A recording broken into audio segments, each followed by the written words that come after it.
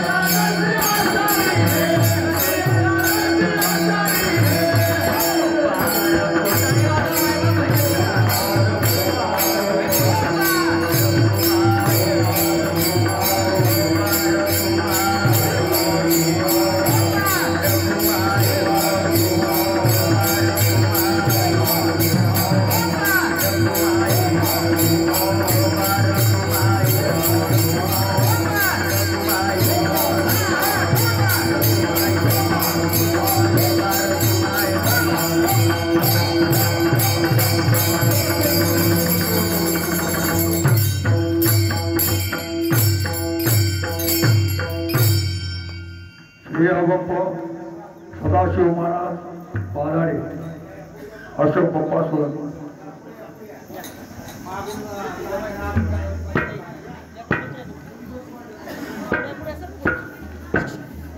या पुढे या महाराजांना जागा भेटली या पुढे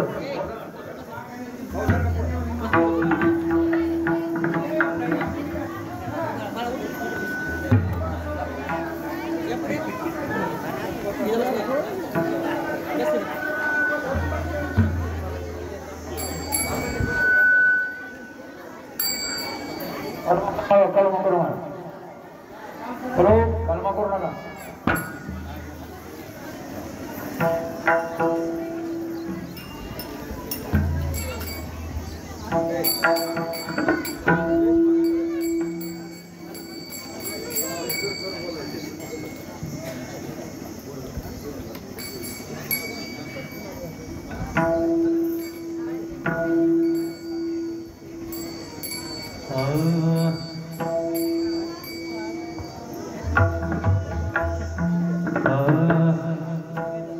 संपदा सोहा नावडे मनाला सदा सोहा नावडे मनाला संपदा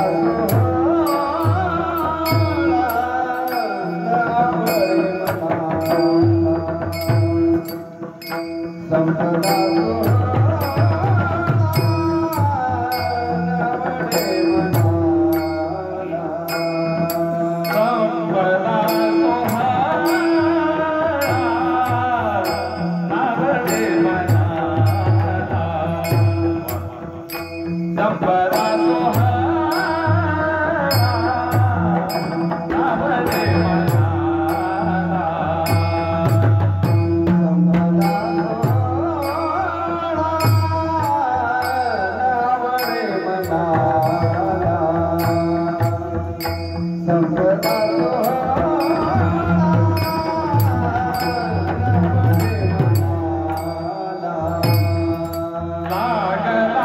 लागला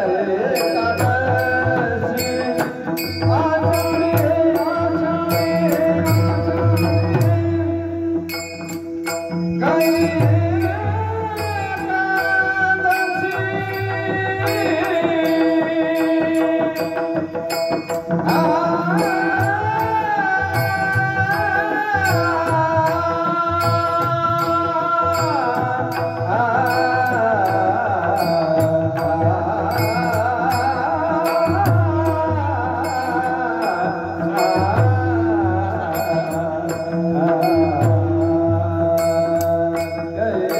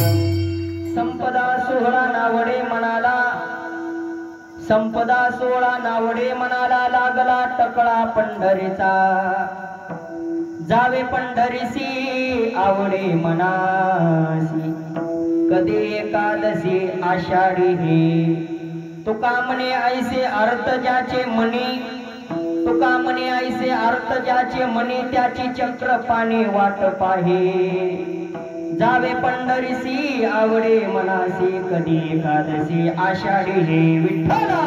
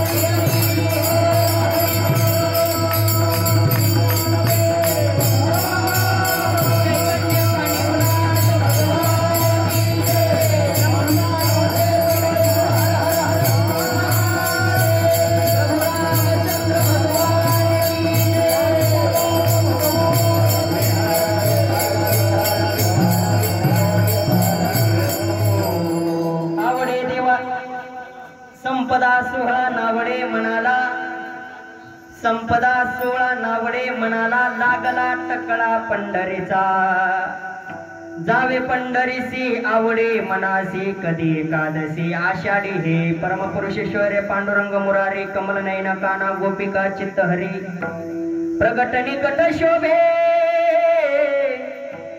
रुक्मिणी रम्यवाणी सदै दौलहासम विठ्ठलम चिंतयामि पांडुरंगा करो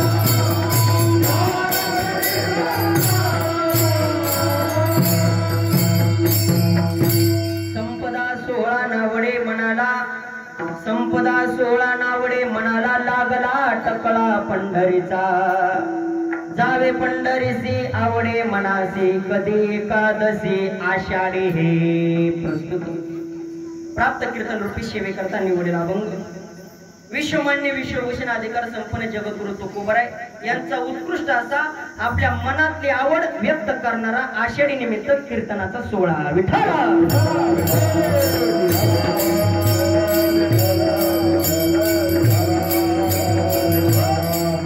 अभंगावर बोलण्यापूर्वी दोन शब्दाचा परिहार तो म्हणजे असा कार्यक्रम कोणत्या निमित्ताने सर्वांना ज्ञात आहे. आपल्या गावातील आमचे हरिभक्तपरायण धुराजी भाऊराव काळे प्रति महिन्याप्रमाणे आपल्या पंचमीनिमित्त चालत असलेला आपला हा एक दिवसीय भव्य दिव्य कीर्तन महोत्सव सोहळा. जसं श्रीमंत माणसानं आपल्या एकुलते एक मुलीचं लग्न थाटामाटामध्ये पार करावं तसा हा अन्नदानाचा सोहळा थाटामाटामध्ये पार होत आहे.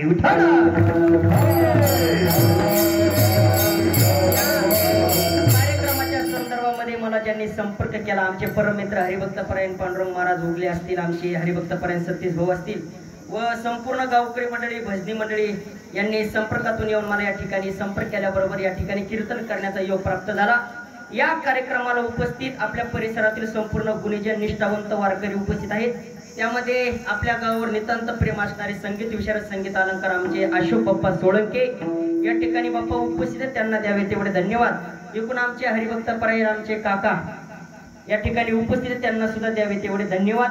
आमचे परम मित्र हरिभक्तपरायण नवनाथ महाराज गायकवाड या ठिकाणी उपस्थित आहेत व संपूर्ण गावकरी भजनी मंडळी उपस्थित. ज्ञात अज्ञात संपूर्ण गावकरी मंडळी भजनी मंडळी महिला मंडळी पुरुष मंडळी बाल गोपाळ मंडळी उरलेल्या वेळामध्ये चिंतन करण्याचा प्रयत्न करू.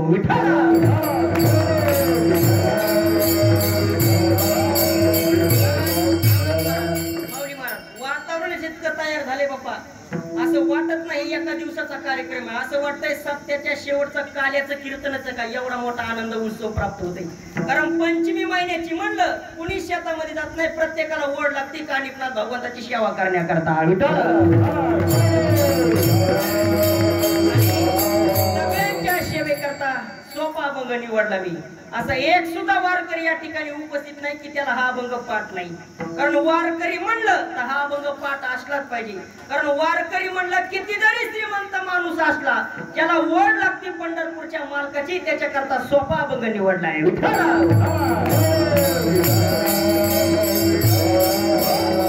माणसाच्या जीवनामध्ये प्रत्येकाचं ध्येय असतं, कुणाला ना कुणाला काहीतरी मनामध्ये आवड असते बघा. आवड नाही असा मनुष्य जीवनामध्ये एक सुद्धा नाही. मग कशाची का होईना माणसाला आवड असते म्हणजे असते. त्याच्यात तीन प्रकार टाकले. सामान्य मनुष्याची आवड, भगवंताची आवड आणि साधू संतांची आवड. सामान्य मनुष्याला सुद्धा आवडतं. काय आवडतं? चांगलं खायला आवडतं, चांगलं राहायला घर आवडतं. म्हणजे सामान्य माणसाची आवड संसार करावा ही तुमची आमची आवड. किती करावा? ज्ञानोबराय म्हणतात त्याला संसारामध्ये रात्र कळणा आणि दिवस कळणा इतका माणसाला संसार आवडतो. सायासे करी श्री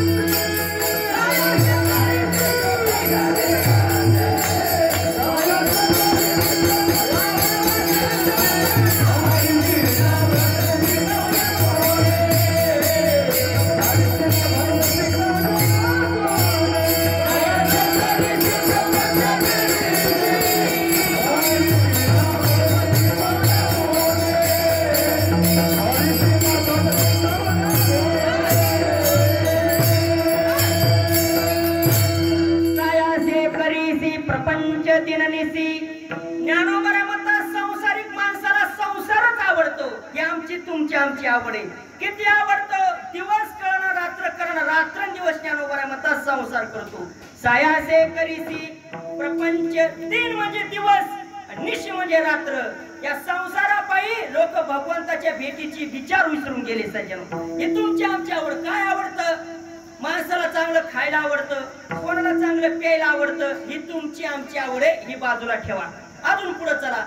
भगवंताची आवड. लोक म्हणजे महाराज भगवंताला प्रसन्न करायचंय, मग काय करावं लागल? रात्रंदिवस भजन करा, हीच भगवंताची आवड आहे. नामाचा उच्चार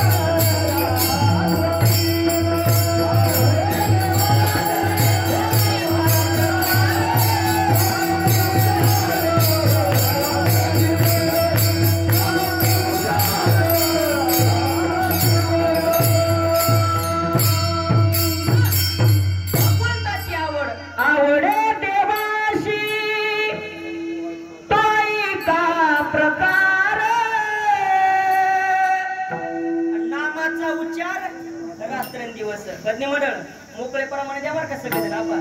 काय ताण घ्यायचं नाही, महाराज घरचाच आहे.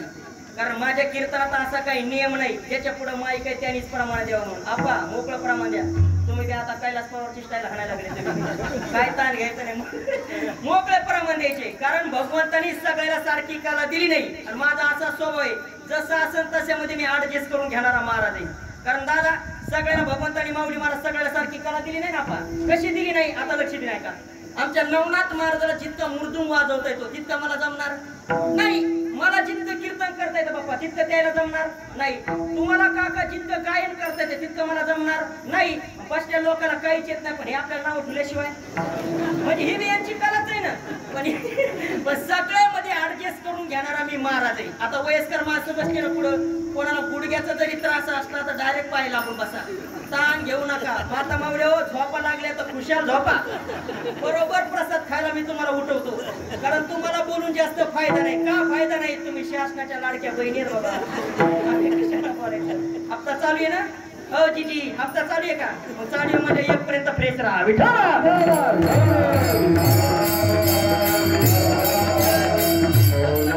मला बोलत चला, मला बोललेले माणसं आवडते. एखादा मी तुम्हाला प्रश्न विचारला त्याचं उत्तर देत चला.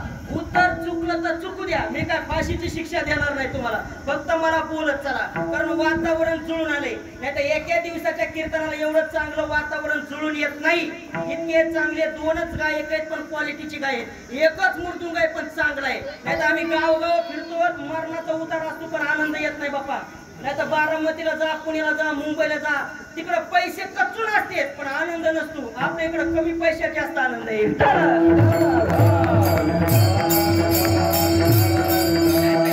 असे सगळे गायक आणि वादक जे आहे आपल्याला सगळ्या ठिकाणी सारखे भेटतेत का काय दादा? नाही भेटत हो. कुठं कुठं गायक चांगले असते तर पप्पाच्या धोरणात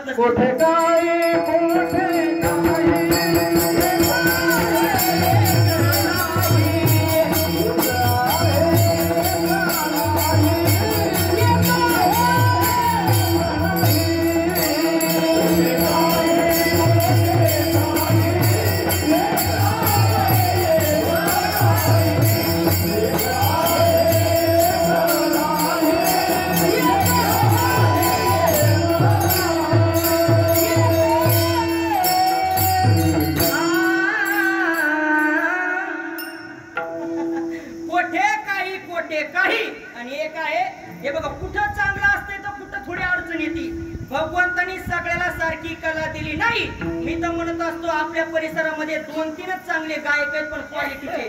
नाही तर आंबड तालुक्यामध्ये गेले ना बाप्पा तुम्ही, तिथं एक गायक आहे, त्यानं चाल म्हणली तर त्याला 500 रुपये देते आणि नाही म्हणली तर 1000 देते. तुम्ही विचार करा ते चाल कशी म्हणत असेल. कीर्तनाला माणसाने 7 करावं का 7.5 करावं? होय दादा बोला ना, तुम्ही घाबरू नका. कीर्तनाला 7 करावं का 7.5 करावं? काल माया पुढे एक म्हातारं बसलं बाप्पा, इतकं आंबट तोंड करून बसलं, त्याचं तोंड पाहिलं बाबा विसरून गेला. म्हणलं तो थोबाड इतकं आंबट काऊन केलं? ठेव म्हणलं मला उपास आहे. म्हणलं सोडून दे पण फ्रेश बस. भगवंतानं काही तुम्ही आम्हाला कमी केलं नाही. सगळ्या ठिकाणी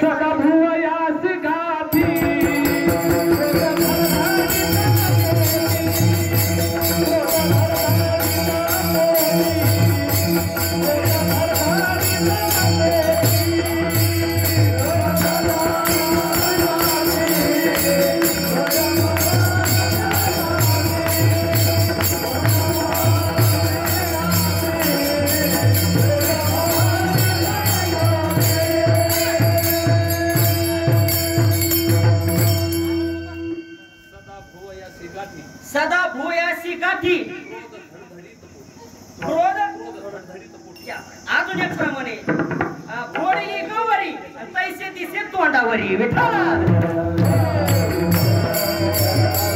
समाधानी राहायला शिका सज्जनो. हे बघा प्रत्येकाच्या मागत व्याप आहेत. प्रत्येक गोष्टीमध्ये माणसानं समाधानी राहायला पाहिजे. समाधान होण्याचं क्षेत्र आता एवढंच राहिले. तेने सदा चित्ता समाधान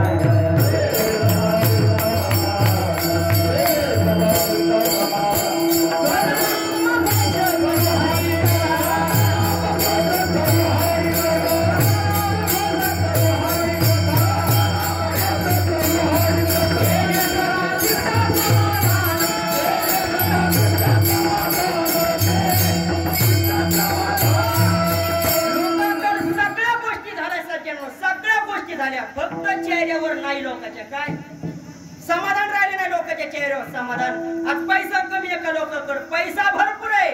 राहायला बंगले फिरायला गाड्या. फक्त चेहऱ्यावरलं समाधान लोकांचे निघून गेलं. समाधान प्राप्त करायचं असेल सदा नाम घोष भगवंताचं भजन करा. भगवंताचं तुम्ही भजन केलं हीच भगवंताला आवडणारी भक्ती. आवड आहे देवाशी एका प्रकार नामाचा उच्चार रात्रंदिवस.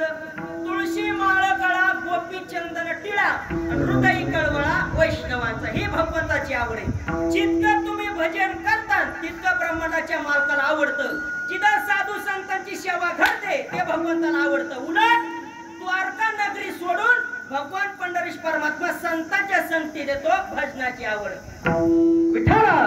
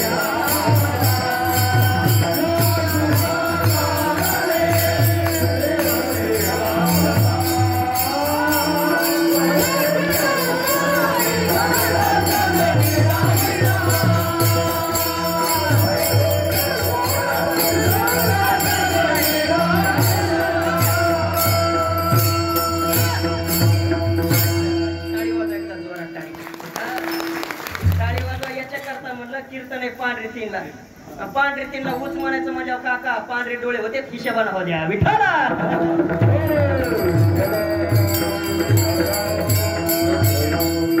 ब्रह्मांडाचा मालक आला सजव. जिथं भजन घडत ते देवाला आवडणारी भक्ती. द्वारका सोडी आणि ब्रह्मांडाच्या मालकाला यावं लागलं. ज्या सुखा कारणे देवाला पण कुठाला पैठणला शांती ब्रह्म एकनाथ महाराजांच्या घरी आला.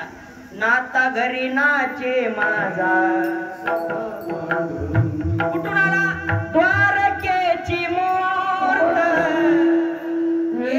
नाता घरी. बरं मला खरं सांगा राजा द्वारकेचा पंढरीचे आला. राजा द्वारकेचा पंढरीचे आला.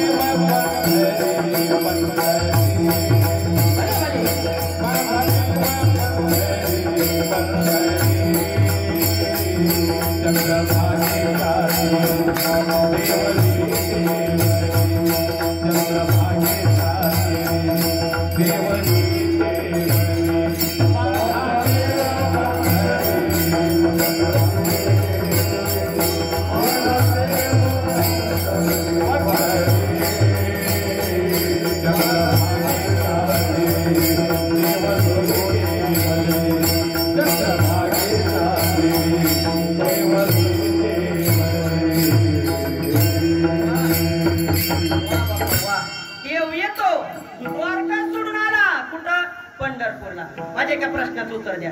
देव येत नाही का आपण आणत नाही?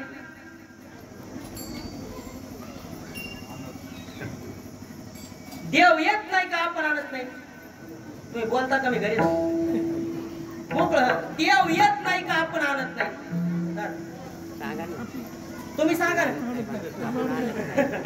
अहो देव यायला तयार आहे, आपण आणत नाही.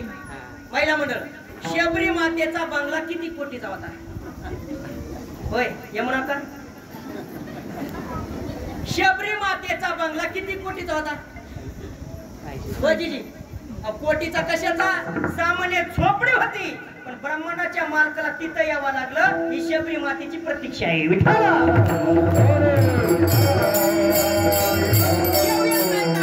देव येतो, फक्त देव आणणारा माणूस पाहिजे. लय जणाच्या घरी देव आला हो, लय हो म्हणा. राक्षसाच्या घरी बी आला, दैत्य घरी रक्षी प्रल्हादाशी.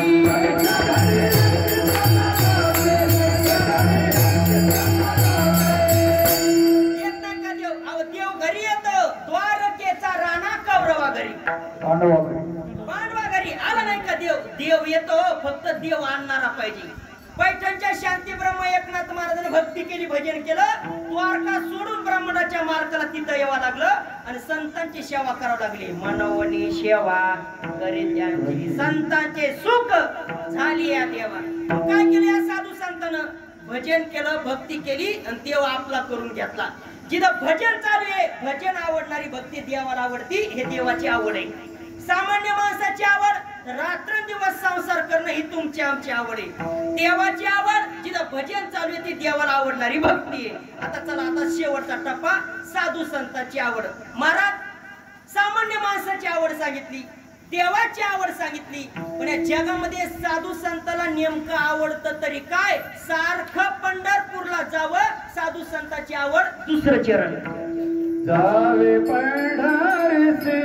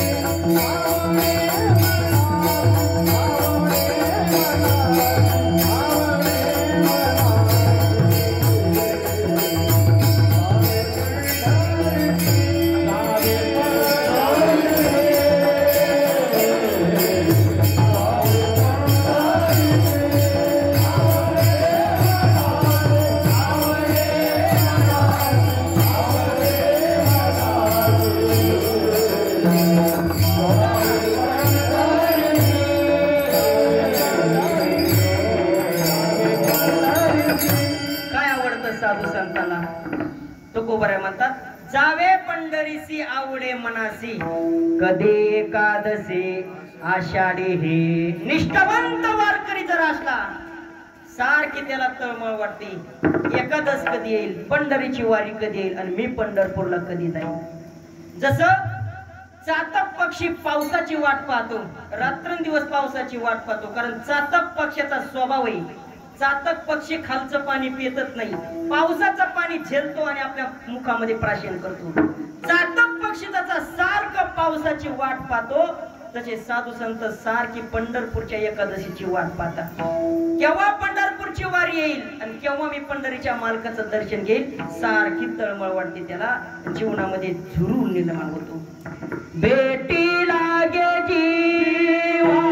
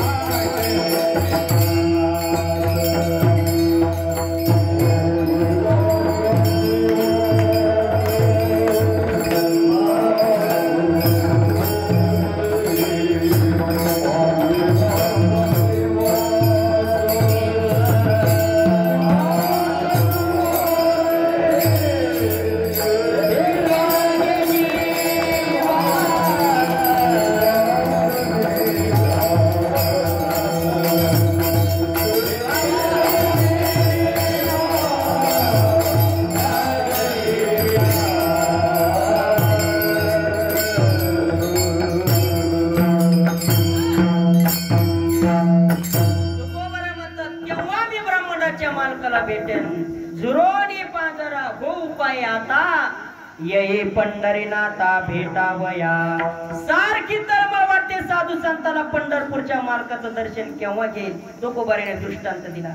जसं पंचमीचा दिवस जवळ यावा, दिवाळीचा सण जवळ यावा, जशी या माय मावलेला आपल्याला माहेराची ओढ लागते का, माहेराची ओढ. दिवाळीच्या मुळा लेकी आसावली. म्हणतात दिवाळीचा सण जवळ आला आणि पंचमीचा सण जवळ आला, प्रत्येक माय माऊलीला ओढ लागते. कुठली माहेराची. सासर घर काका कितीही श्रीमंत असू द्या, सोन्याचा धूर निघू द्या सासर घरातून, पण दिवाळी जर जवळ आहे ना, प्रत्येक माय माऊलीला आपली माहेराची आठवण येते. आज माहेराले जाणं झाली झाली ओ पहाट, आली आली डोळ्यापुढे माझ्या माहेराची वाट. त्याला म्हणावं माय सासर घर तर लय श्रीमंत आहे. ती मुलगी म्हणते महाराज सासर घरातून सोन्याचा धूर निघू द्या, पण माझ्या झोपडीमध्ये माझे मायबाप राहतात ना, मला माहेराचीच ओढ लागते. तसं तुम्ही साधू संताला विचारा ना, अहो सगळे तुमच्याकडं, कशामुळे पंढरपूरला जायचं. साधू संत म्हणतात पंढरपूरला आमचे माय बाप आहेत, म्हणून आम्ही पंढरपूरला जाणार. जाईना गे माय तया पंढरपुरा.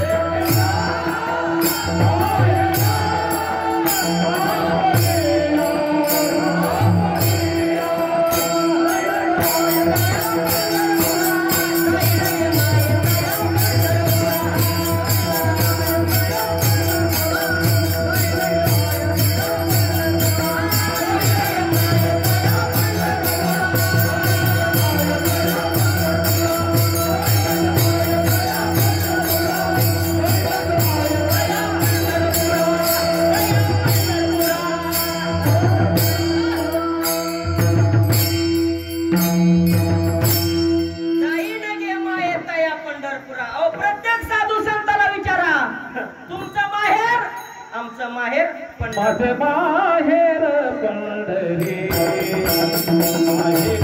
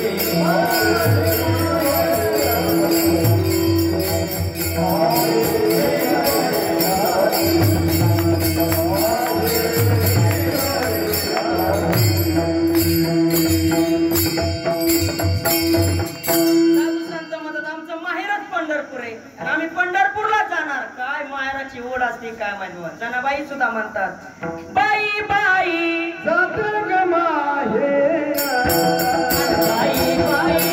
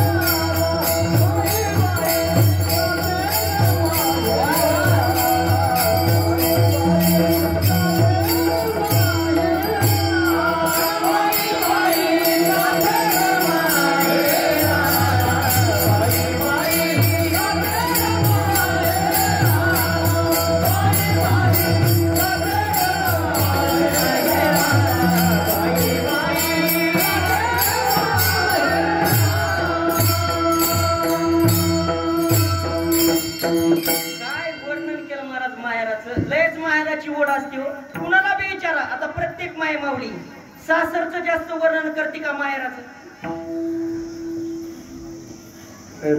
झोपल्या का? प्रत्येक माय माऊली अहो सामान्य माणूस बी भेटू द्या, महाराज भेटू द्या, पुत्र जरी माहेराचं भेटलं तरी हाणू देत नाही बाई. नका हाणू नका माया माहेराचं. आता जेवायला जर बुंदी भात शिरा काही जर केलं का बापा, आपण बुंदी वाढावं मावशीला, मावशी घ्या ना बुंदी. माया माहेरातली बुंदी वेगळीच जाती. वेगळी म्हणजे काही का घास तेल टाकले सगळीकडे साखर टाकूनच गोड करते ना, पण माहेराची आठवण कुणाला बी जास्त माहेरच आठवतं. आणि माहेर सगळ्यात श्रेष्ठ आहे मुलीचं. सासर घर किती बी श्रीमंत असू द्या, ओढ जशी मुलीला माहेराची लागते का तिथं म्हातारे माय बाप आहेत आपले म्हणून ओढ लागते. माहेर आहे ते जिथं माय प्रेमाने आहेर करते त्याला म्हणायचं माहेर. जिथं साधू संतांचा प्रेमाने साधू संतांचा ब्रह्मांडाचा मालक आहेर करतो ते त्यांचं माहेर. पंढरपूर तुमचं आमचं माहेर माय बापाचं आहे. तोपर्यंत हक्काने जायचं माहेरामध्ये, नाही बोललं तरी जायचं का माय बाप जिवंत आहे. पण माय बाप मेल्याच्या नंतर बोलवल्याशिवाय जायचं नाही. ते तुमचं आमचं माहेर आहे. विठ्ठल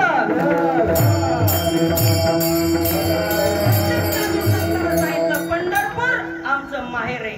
माझे माहेर पंढरी आहे, चंद आहे भिवरेच्या तीरी.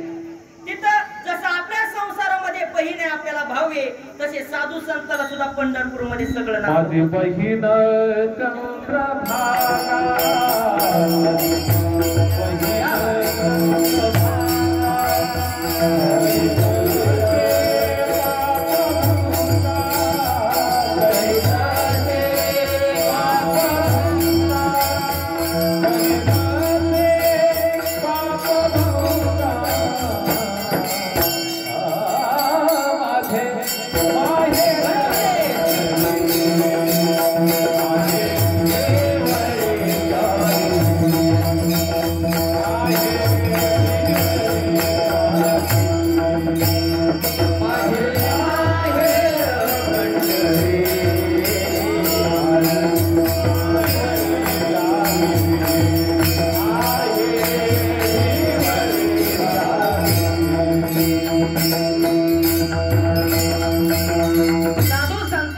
माहेर पंढरपूर असल्यामुळं साधू संताला सारखी ओढ मायबापाची लागली.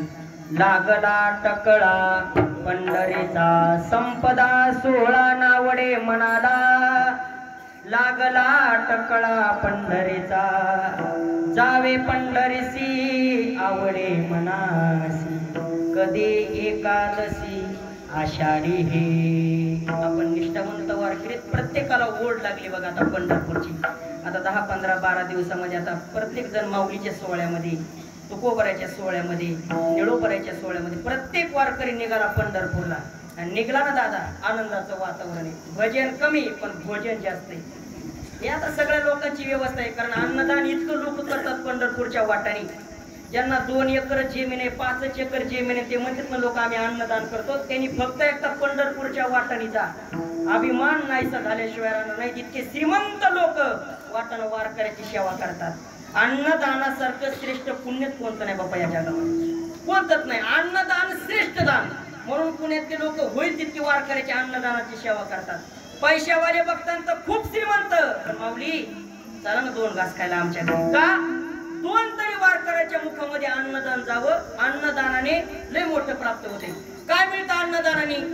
पैठणचे नाथ बाबा म्हणतात ते तर एक शीत दिले अन्न आणि होय कोटी कुळाचे उद्धारण. कोटी कुळाचा उद्धार होण्याची ताकद अन्नदानात आहे. मागच्या कोटी कुळाचा उद्धार होतो ही अन्नदानाची ताकद आहे.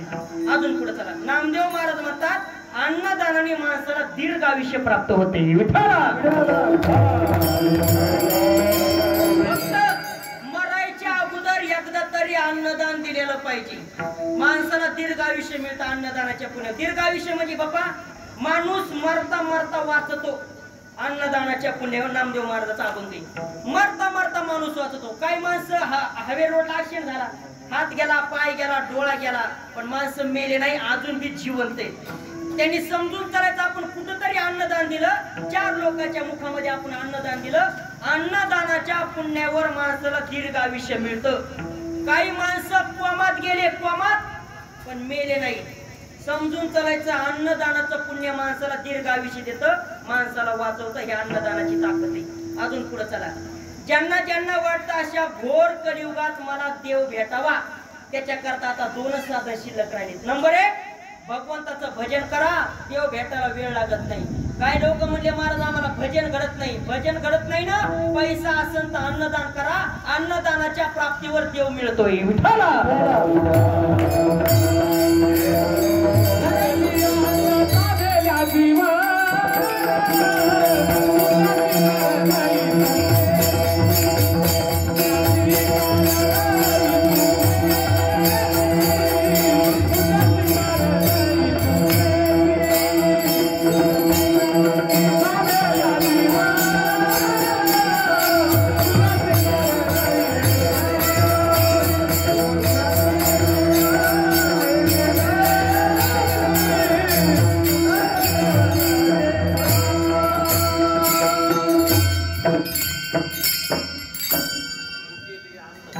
भुकेली अन्न तानिल्या जीवन, पुण्याची कारण इतुकेची. विठ्ठला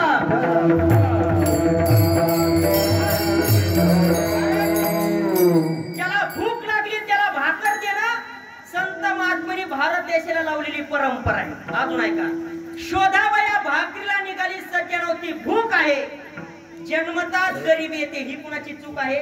आता ऐका, पोटाला भूक लागली की भाकर खाऊ घालणं ही प्रकृती आहे. भूक नसताना भाकर देणं ही विकृती आहे. पण घासातला घास दुसऱ्याला देणं हे आपल्या भारत देशातली धर्म संस्कृती आहे. कारण आपल्याकडे पैसा किती आहे याला किंमत नाही, पैशाच्या पाठीमाग सत्कर्म किती करतो याला किंमत आहे. नाही तर गावामध्ये आपल्याकडे कमी श्रीमंत माणसं आहेत का? भरपूर श्रीमंत माणसं आहेत, पण कुणाकडून बी अन्नदान घडत नाही. अन्नदान जर घडत असेल समजून चालायचं मागच्या जन्मातलं पुण्य उदयाला आलंय. विठ्ठला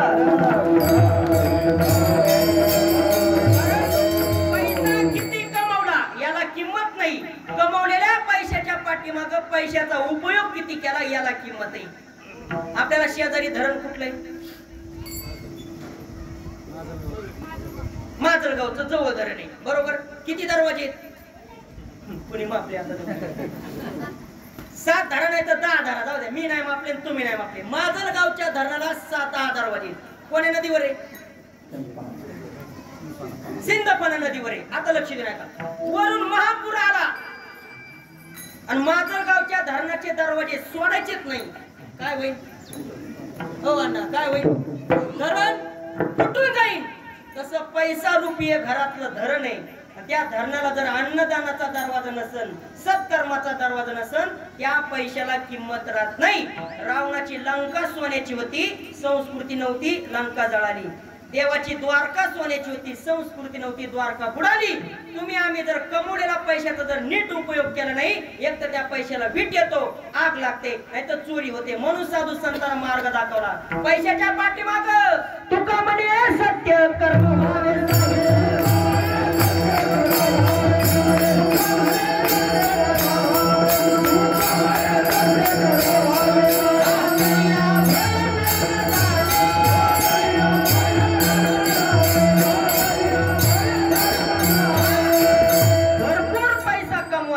पैसा कमवू नका या मताचा मी महाराज नाही.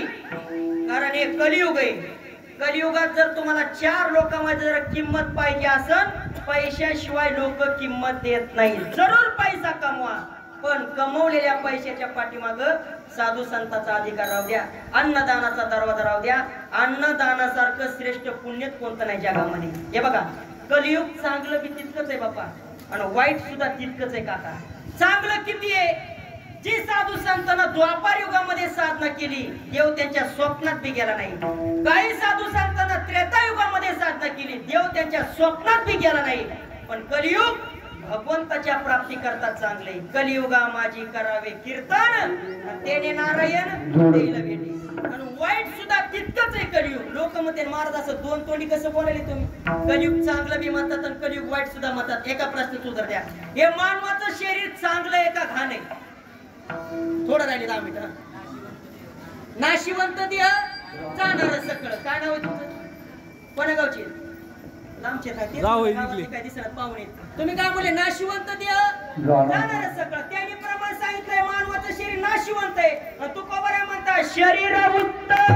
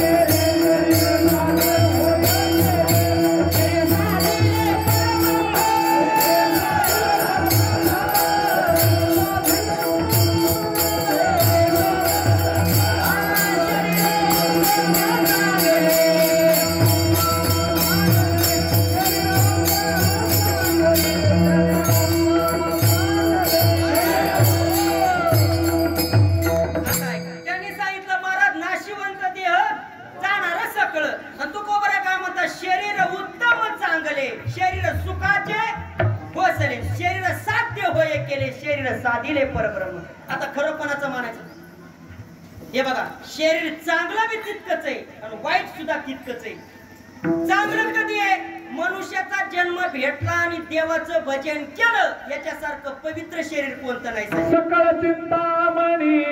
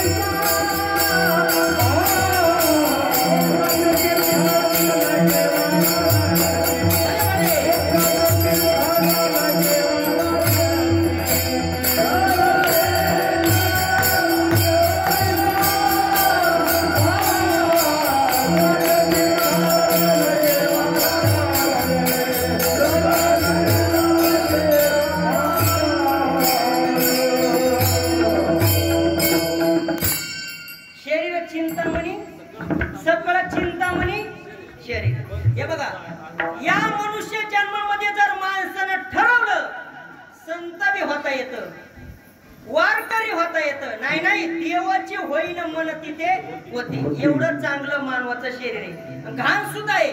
याचा मनुष्य जन्म भेटून जर चांगला उपयोग नाही केला मग हे घाण आहे. आणि मनुष्य जन्म भेटून जर भगवंताचं भजन केलं याच्यासारखं चांगलं कोणतं मॉडेल नाही साजन. मग जसं मानवाचं शरीर चांगलं बी तितकंच आहे आणि वाईट सुद्धा तितकंच आहे, तसं कलियुग चांगलं बी तितकंच आहे आणि वाईट सुद्धा तितकंच आहे. चांगलं किती आहे? ज्या मागच्या युगामध्ये देवाची प्राप्ती करण्याकरता खूप साधनं करावं लागले, देव त्यांच्या स्वप्नात बी नाही, पण भगवंताच्या प्राप्ती करता कलियुग चांगले. कलियुगा माझे करावे आणि वाईट किती आहे माहिती का कलियुग? काही गोष्टी डोळ्यानं बघू सुद्धा वाटणार नाही इतकं वाईट कलियुग आहे. मी तर म्हणतो बाप्पा आता तरी बरं आहे कलियुगातलं वार, आता तरी बरे. काय बरे? सध्याच्या काळात लोक मांसाहार भक्षण करालेत, मद्यप्राशन करालेत, आता तरी बरे. पण इथून पुढच्या काळामध्ये लोक माणसाला कापून खातेन का काय? इतकं बेकार कलियुग येणार आहे. सगळ्यांना नीती राहिली नाही कलियुगामध्ये. हे माझ्या पदरचं नाही, आदिशक्ती मुक्ताबाईने उपदेश केला आणि पैठणच्या नाथबाबांना लिखाण काढलं या कलियुगामध्ये काय काय घडणार पुढं. निर्गुण निराकार दादा माहुर माझे शकुन सांगावया आले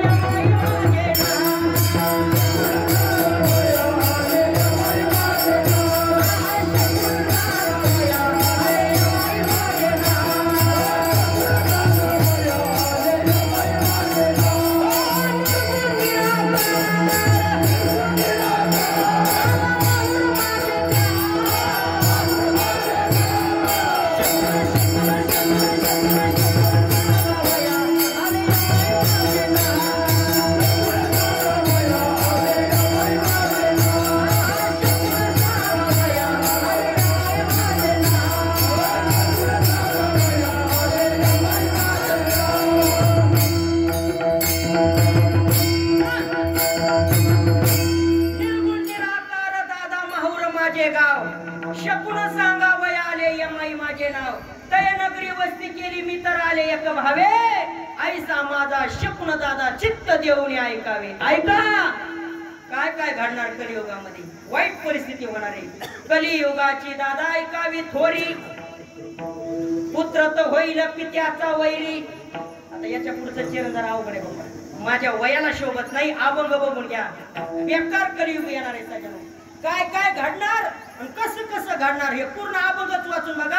कलियुगाची नीती आहे. कलियुगामध्ये खऱ्याला किंमत नाही आणि खोट्याचा जय जयकार झाल्याशिवाय राहणार नाही. उलट्या खोपडीचं कलियुग आहे. विठ्ठला ऐका कलीचे महिमा, असत्याशी रिजले जन, पापात येते अनुमोदन करीती हेळण संतांची. वास्तविक पाहता संताला किंमत पाहिजे, पण कलियुगामध्ये खऱ्याला किंमत नाही. जितकं तुम्ही खऱ्यानं वागता तितकं तुम्हाला त्रास होणार, जितकं तुम्ही खोट्यानं वागता तितकं तुमचा जय जयकार होणार. असं उलट कलियुग आहे. उलट म्हणजे कसं आहे काका माहिती का?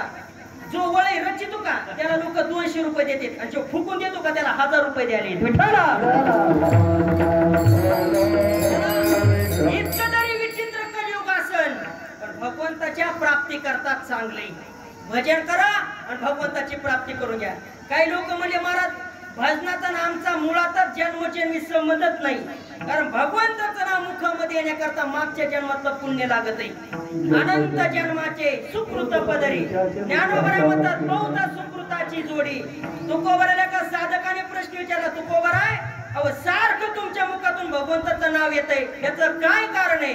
तुकोबराय म्हणतात मागच्या जन्मापासून मी भक्ती करीत आलो, जन्मोजन्मी आम्ही बहु पुण्य केले, तेव्हा या विठ्ठले कृपा केली. लोक म्हणजे महाराज अशा कलियुगामध्ये आमच्या मुखातून भगवंताचं नाव येत नाही, दुसरं साधन सांगा. साधू संतांनी मार्ग दाखवला, शास्त्राने मार्ग दाखवला. नाही तुम्हाला भजन करता आलं तरी चालेल, पण तुमच्याकडे पैसा आहे ना, हो पैसा आहे, मग पैशाच्या पाठीमागं अन्नदान करा. 2 नंबरचं साधन आहे. अन्नदानाच्या बळावर भगवंताची प्राप्ती होऊ शकते. सगळ्यात श्रेष्ठ दान सांगितलं अन्नदान. अन्नदानासारखं श्रेष्ठ पुण्य जगामध्ये कोणतंच नाही. तुमच्या आमच्या जर अन्नदान घडत असेल, मागच्या कुळाचा उद्धार होण्याची ताकद नुसत्या अन्नदानामध्ये. आणि जे आजच्या अन्नदानाचं ज्यांनी नियोजन केलं आमचे हरिभक्त परायण धुराजी भाऊराव काळे यांनी सुंदर प्रकारे कीर्तनाचं नियोजन करून संपूर्ण गावकरी मंडळीला आमंत्रण देऊन, भजनी मंडळी, टाळकरी मंडळी, आपण वर्षभर पैसा कमवतो, पण कमवलेला पैसा थोडा तरी कानिपना भगवंताच्या चरणी जावा. मग ते अन्नदान असू द्या, कीर्तन असू द्या, सप्ताचा सोहळा, कोणत्या ना कोणत्या उद्देशातून कमवल्याचा पैशाचा थोडा तरी हिस्सा कानिपनाथाच्या भगवंताच्या चरणी जावा. म्हणून त्यांनी थोडंसं कीर्तनाचे नियोजन केलं. या ठिकाणी मला आमंत्रण दिलं, त्यांना द्यावे तेवढे धन्यवाद. या कार्यक्रमाला उपस्थित राहिलेल्या आपल्या नेहमी कार्यक्रमाला सहभागी असणारे, बोलवलं तेव्हा येणारे आमचे बाप्पा असतील, आमचे कोण काका असतील, व आमचे नवनाथ महाराज असतील, व आपल्या गावातील संपूर्ण भजनी मंडळ या ठिकाणी उपस्थित, त्यांना द्यावे तेवढे धन्यवाद. कारण अभंगच मी कोड निवडला होता, अभंग दुसरा घ्यायचा होता, पण पंढरपूरची वारी जवळ असल्यामुळं पंढरपूरच्या वारीच्या दिशेचा अभंग घेतला. संपदा सोहळा नावडे मनाला, लागला टकळा पंढरीचा. मनुष्य जन्माचं जर तुम्हाला मला सार्थक करायचं असेल, एकदा तरी मरायच्या अगोदर एकदा तरी पंढरपूर करा, नंतरच मरा.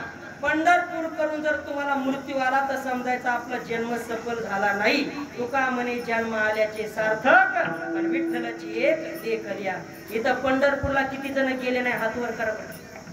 त्याला मी घेऊन जातो. किती जण गेले नाही? आले ना सगळे जण जाऊन? गेले नाही बरं का बाबा, एक दोघी जरी गेल्या नाही. पण हात वर करायची लाज वाटायली द्यायला. तुमच्या पाया पडतो, मरायच्या अगोदर एकदा तरी पंढरपूरचा आनंद घेऊन बघा. आता पायी आषाढी वारी काय आनंद आहे मस्तीमध्ये महाराज. जिथं जातात तिथं बिस्किटचे पुढेच येतो. माणसं रिकाम्या पिशवीने तिथं गहूची गहू भरून आणते पिशव्या. काय आनंद आहे, त्याच्यासारखा आनंद कोणताच नाही. हा सुख सोहळा स्वर्गीय. पाया पडतो तुमच्या पंढरीची वारी करा. ज्यांच्या जीवनामध्ये पंढरपूरच्या मालकाचं दर्शन झालं नसेल त्यांनी एकच काम करा, आषाढीचा सोहळा जवळ आला, मनामध्ये पंढरीश परमात्म्याची भक्ती करा, भजन करा. ही साधू संतांना आवडणारी भक्ती. संपदा सोहळा नावडे मनाला, लागला टकळा पंढरीचा, जावे पंढरीसी आवडे मनाशी, कधी एकादशी आषाढी. असं ज्यांच्या मनामध्ये राहतं सारखं भगवान परमात्मा त्यांचं चिंतन करतो. तुका म्हणे आईसे अर्थ ज्याचे म्हणी, त्याची चक्रपाणी वाट पाहे. कोणाची वाट बघतो? ज्याला सारखं चिंतन पंढरीश परमात्म्याचं लागलं, भगवान पंढरीश परमात्मा त्याची वाट पाहतो. त्या पंढरपूरच्या मालकाचं एकदा 2 मिनिटं सर्वांनी भजन करायचंय. पुरुष मंडळी आपले 2 हात वरती घ्या, 2 मिनिटं सर्वांनी भजन करा. माऊली महाराज या मागच्याची शून्य या हात वरती घ्या, सर्वजण हात वर. तुले हरी का नाम विठ्ठल